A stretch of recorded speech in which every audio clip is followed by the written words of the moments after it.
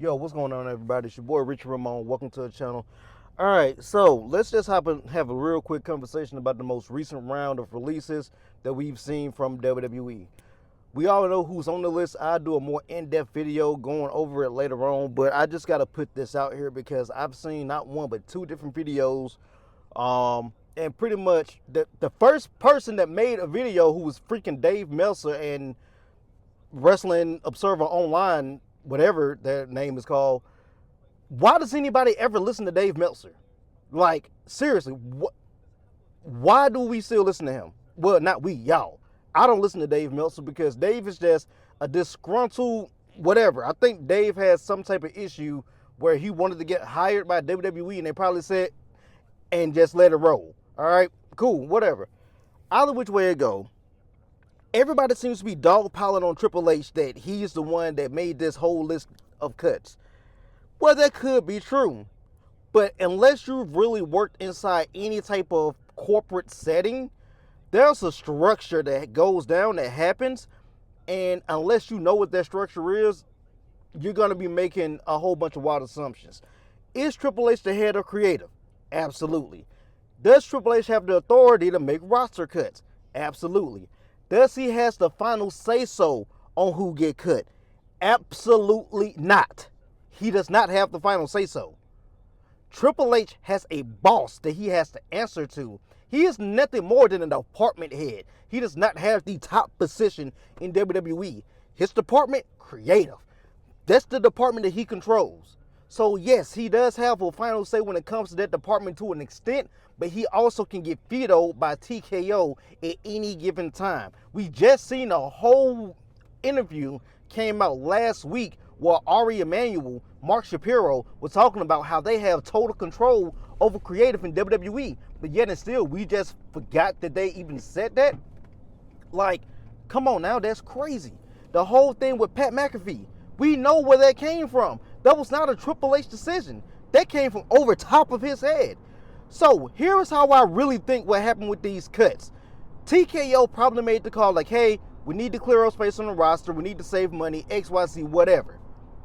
Give me a list of people that we need cut. They probably sent this memo to Triple H and they sent this memo to Shawn Michaels. More than likely, both of them compiled their list. They looked over their rosters. They looked at who was performing, who wasn't performing, and they gave a list of names. Now, side note, I feel that wrestling is the only fandom that gets pissed when people get cut. And yes, anybody losing their job sucks. It does. But it's something about wrestling that people get pissed when they get cut that you don't see with any other sports fandom. You don't see it in the NFL. You don't see it in the NBA. I'm not a baseball fan, so baseball fans just watch this. You can drop in the comments and let me know. Like, yeah, you see fans of teams get pissed when they lose a player, but that's because that's a good player that's no longer on their team that they support. That's obvious. But the masses at large, they really don't get pissed about people that get cut, because here's the truth of the matter. Most of us that are fans, we don't have nowhere near the same amount of resources and income as those people that got cut do. So when we as fans are sitting here getting mad or getting pissed because someone else that has hundreds and thousands of dollars more than you ever will have in your life probably loses their job, it's kind of wild that you're sitting here pissed off about it. But that's neither here nor there. Also, with the way the wrestling market is set up right now, they're gonna get work. They just are. But either which way it go, TKO sent the memo down. They sent that out, sent to the Triple H, sent to the Shawn. Hey, look, we need people gone. Cool. All right. They go through, get their list together. They send their list up to TKO. Now, if you don't think that TKO doesn't know who's on their payroll, you out of your freaking mind. You do not amass millions and millions of dollars in bonuses and revenue as a CEO of a company without knowing where every single dollar of your money in that company is going. They know everybody they have on their roster. They know every dollar that goes out. And they also know every person on that roster that brings money in. They know this. Trust me, they have whole departments specifically dedicated to this kind of knowledge. They sent their list down. Triple H, Shawn sent their list up. TKO looked at it and was like, yeah, we agree with some of these, but at the same time, some of these we don't agree with. So here's what we're going to do. And I guarantee you TKO sent a revised list back, not asking them, hey, y'all cool we cut them? Nah, hey, we're going to cut them. I promise you, more than likely, that is exactly what happened. Because if you look at it, let's just take a look at the Wyatt Six, Aleister Black and Zelina Vega. Right? Now, Aleister and Zelina Vega, I said this a while ago. The huge mistake with them was I feel that they should have rejected the creative pitch to take on the role of Karrion Kross and Scarlett. Essentially, when Karrion Kross and Scarlett got released, about a month later, they pair Aleister and Zelina together on TV, and you have Aleister doing the exact same thing that Karrion Kross was doing, which is going around trying to get people to bring out the dark side. You literally cut two superstars and then gave their gimmick to two other superstars. And they should have rejected it. I understand you want to work with your spouse on TV. It's cool. You travel together. It's fun. It reduces all the chances of adultery and all this other crap and all the other. I get all that. I get it. But you saw what happened with the last people that had that gimmick. Why would you take it?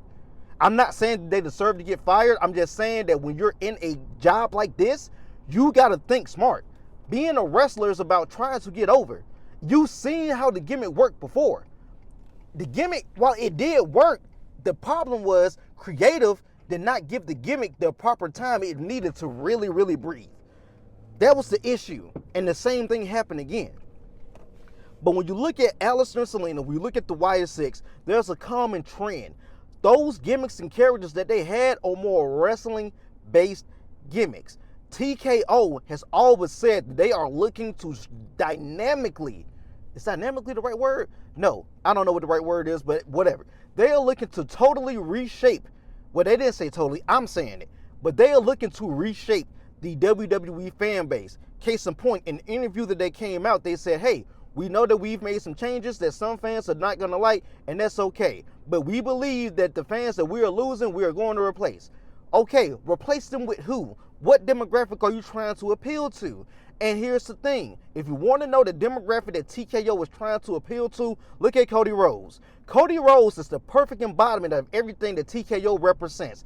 The $1 million, the $1,000 suits, the class, the prestige, the bouginess, the sophistication. TKO wants to totally revamp and overhaul their product to a place where it only appeals to those with a certain amount of money that can afford to pay for the experience. They no longer deem the blue-collar fans that built the WWE to what it is today, they don't deem them valuable or important. Hence the reason you're trying to price them out from being able to attend your shows. You'd rather have your blue-collar people that built your fan base sitting at home watching on TV than in the arenas giving them money to help build your show and product. That's the truth. So when you look at gimmicks like the Wyatt Six, when you look at gimmicks like Aleister Black and Zelina Vega, when you look at, man, honestly, those were the two main ones. Those gimmicks don't align with the demographic and the audience the way that TKO wants to present to. It just don't. It's a whole different shift now. That's why those two specific groups of individuals are gone. Everybody is pissed about Kairi Sane. I'm pissed about Kairi Sane. Okay? Because we got robbed of a huge payoff with Kairi Sane. We did. Everybody knows that we was trending towards a Kairi splitting off from Asuka feud, and we couldn't even get that payoff. Why in God's green name would Triple H spend so much time building this up to get us to this point to cut Kairi and rob us of getting that payoff? It don't make sense from a creative standpoint. Triple H is huge on Japanese wrestlers. For whatever reason, I really don't know why, because half of the time, they get booked like trash. Case in point, Shinsuke Nakamura. Started off strong, got to the main roster, was doing good, and then all of a sudden, it's downhill. Asuka, in my opinion, unless I'm wrong, is probably one of the most successful Japanese crossover superstars that we've gotten in a very, very long time. So with that being said, it don't make sense for Triple H to cut Kairi Sane. Apollo Crews, I'm going to be real with you. Well, I look like I'm doing that video right now. I'm not just running down on top of my head. I'm going to be real with you with Apollo Crews. I'm trying to figure out why he didn't get cut sooner. I'm just saying. I'm shocked that he has had a job in WWE as long as he has had one, because, truth be told, when this is the last time that Apollo Crews did anything memorable? He hasn't. Let's be real about this. Here now, what I'm also confused about is how is it that we got all of these people that we got cut, but a couple of names that I feel that should have been on the list, why was Tosawa not on the list? Because he's comic relief. TKO tends to value comic relief. Look at Danhausen. Speaking of which, I don't know how they did it, but they somehow managed to book Danhausen perfectly compared to anything that AEW did, which is really, really weird for me.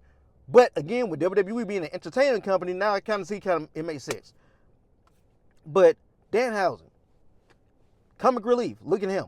So that's why Tosawa more than likely didn't get released, because he's comic relief. You can use them for ad breaks. Yeah, you can use certain superstars to help in backstage segments with ad breaks. R-Truth, he's another one. Remember all the little ESPN app joints when they first did that? Who was doing those? R-Truth. Who was in some of those other segments with him? Tosawa, Otis. Somebody else that I'm surprised they didn't get released is Omos. But apparently Omos is killing it down in daggone, AAA. Speaking of AAA, Santos Escobar. He got released and he's injured. We know that WWE traditionally does not release injured superstars, but now we've seen where Ridge Holland got released when he was still recovering from an injury, and now Santos Escobar got released. That is a corporate decision. That is not a WWE level decision. That's a corporation, a board of people that ain't never did what none of these other guys have done. And I know The Rock is on the board, but let's be real. The Rock don't be sitting in on these board meetings. The Rock is just there collecting his dividend and stock options and his money. That's it. He's not sitting in on, we're going to do. No, that's not him. He's out making movies and everything else. So, and I could be wrong about everything I just said. And if I'm wrong, I'm going to stand on it and need it. Pause. That's crazy. I'm going to stand on it. All right? But at the end of the day, I, for one, do not feel that Triple H is the one that is the sole culprit responsible for making these cuts. Some of the other guys that got cut from NXT, Dante Chen, I think that was one of them. The guy's been with the company for 5 years? Never could get a good gimmick to get over. He just could never connect with the fans. It is what it is. I'm sorry. And here's the truth of the matter. Pro wrestling may not be the business for everybody. WWE may not be the company for everybody. And that's okay. You have 1,000 other promotions out here. You got AEW. You got Ring of Honor. You got New Japan. You got TNA. You got AAA. Even though it's under the WWE brand, you got, CLM. You got ALW. You got a bunch of different promotions out here. Is it going to be the same money? Probably not. But if you love it, chase it. If you love it, you'll pursue it. If you love it, you will end up finding your way back. Hello, Drew. Hello, Matt Cardona. Hello, Cody Rhodes. Like, I don't know, man. I feel like the popular thing to do is just dogpile Triple H. And I'm not trying to take up for the dude at all. Because Triple H has made some stupid decisions and stuff. Especially with booking. I don't know what the hell is going on with SmackDown. I just don't. Raw, awesome. SmackDown, trash. But when it comes down to a lot of corporate and executive decisions, fans need to really learn how these things work so you can put your criticisms where it goes accordingly. All right? Because here's the thing. For a lot of us, a lot of people that sitting here are complaining about stuff, what are you going to do about it? Nothing. You're either going to stop watching or you're going to keep watching and keep complaining. But I feel that if you're going to keep watching and complaining, at least make your complaints valid. Now, if I've missed something, you can drop it down in the comments. But going back to the beginning of the video, what I said, I have not seen from any other outlet, reputable outlet, credible outlet, that pinned Triple H as the guy that said, yep, I want to fire all these people. I've only seen one source, Dave Meltzer. The most inconsistent, most biased source that you can go to for anything related to professional wrestling. If you don't believe Dave Meltzer is biased, look at this quote-unquote 5-star match ratings. How when God's Screen Name has a company that's only been in existence for 3 years? No, I'm sorry. What, 19? Yeah, no. 18, 19. 18, 19, 20, 21, 22, 23, 24, 25, 26. So about 9 years. Dang, it's been 9 years? How does AEW have more 5-star matches in their, 9 to 10 years of existence compared to WWE that's been around for, 40 years? That should tell you something. Why people listen to Dave Meltzer, I have no freaking idea. But whatever the case may be, man, I just want to put this video out real quick. It ain't the way I wanted to do it. I just felt like it needed to be said and needed to be done. But any which way it go, it's your boy Richie Ramon. If you like what you heard in this video, make sure you hit that like button, subscribe button, all that good stuff. Tell your friends, tell your neighbors. Richie Ramon here on YouTube. You can follow me on social media at Richie Ramon. It don't matter what social media you're on. I'm probably on there. If you go on there, type in at Richie Ramon and I ain't there, that means I'm not up there. But at Richie Ramon, follow me on social media. Until next time, holla at your boy. I'm out of here. Peace.